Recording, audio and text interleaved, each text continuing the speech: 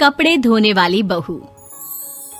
शादी के पहले से ही विभा को कपड़े धोने का बड़ा शौक था। कभी नल के नीचे तो कभी तालाब के पास। अरे मेरी नीली वाली लुंगी नहीं दिख रही है। विभा की अम्मा, कहाँ रखी है लुंगी? अरे वो तो विभा ने परसों ही धोकर रखी थी आपकी अलमारी में, देखो वहीं होगी। वो ना मैंने आज धो दी, मुझे लगा कि गंदी हो गई होगी।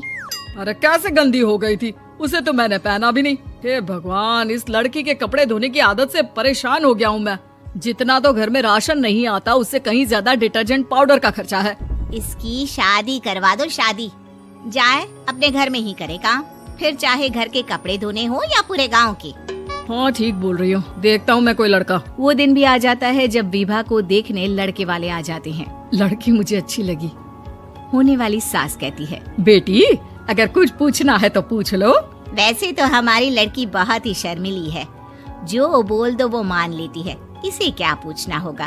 अरे कैसी बात कर रही हो माँ, मुझे इन लोगों के घर रहना है, सवाल तो कई है। हाँ हाँ बेटा, पूछ लो ना, क्या पूछना है। आप लोगों के घर कपड़े कौन धोता है?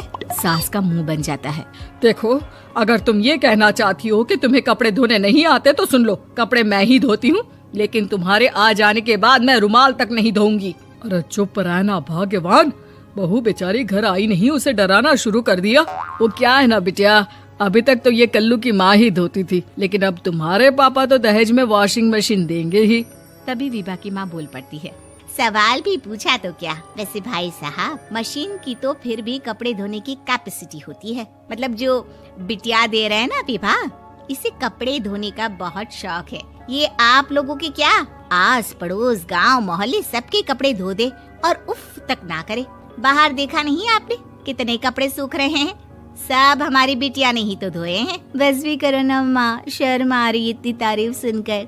और तो और एक दाग निकाल कर दिखाओ तो मान जाओ। हाँ अच्छा अच्छा, माफ करना बेटा, मैंने गलत समझा, हमें तो रिश्ता बहुत पसंद है। और ऐसे जुड़ जाता है रिश्ता कपड़े धोने का शौक रखने वाली विभा का। उसकी शादी हो जाती है कोयला फैक्ट्री में काम करने वाले कल्लू के साथ। शादी के बाद अचानक विभा चिल्लाती हुई सास के पास आती है। सासू माँ, अरे सासू माँ कहाँ है आप?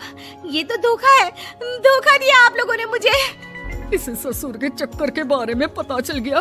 अरे तो उसमें तुझे क्यों धोखा मिला है? अरे नल में पानी नहीं आता, कपड़े कैसे कब धुलेंगे? अच्छा अच्छा, तू पानी नहीं आ रहा उसकी बात कर रही है। तो आपने क्या सोचा? कुछ नहीं। अच्छा, तेरी माँ ने कहा था कि कपड़े धोने का शौक है तुझे, याद आया मुझे।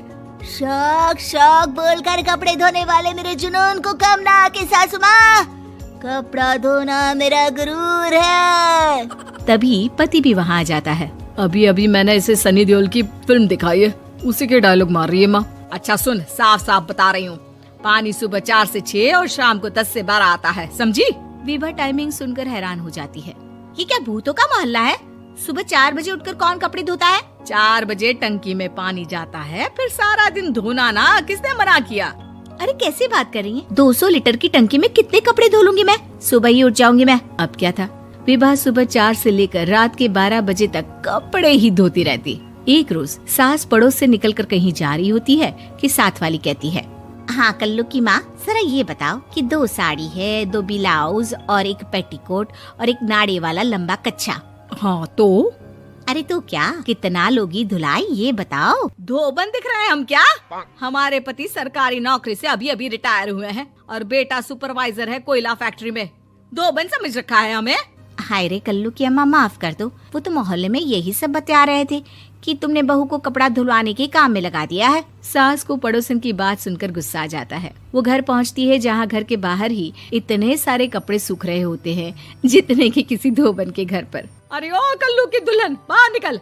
माँ जी यहीं आ जाओ, बाथरूम में चादर धो रहे हैं हम। अरे अभी हम धोते हैं, तुमको बाहर निकलो। ये आस पड़ोस वाले बोल रहे हैं कि हम बहू से कपड़े धुलवा कर उसे कपड़ा धोने वाली बना दिए हैं।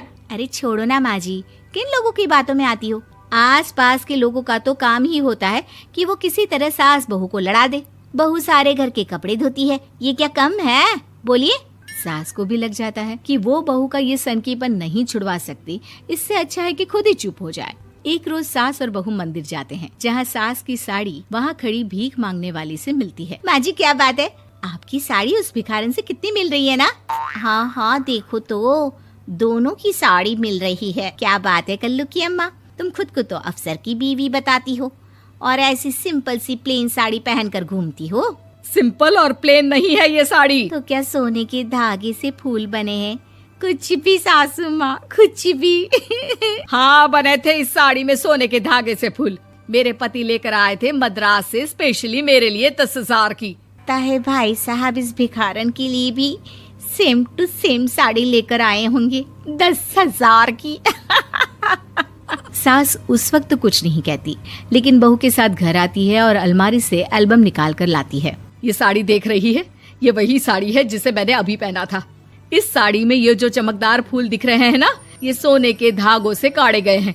लेकिन तू लोकल वॉशिंग मशीन ब्रश से घिस घिस कर सारे फूलों को निकाल कर साड़ी प्लेन कर दी।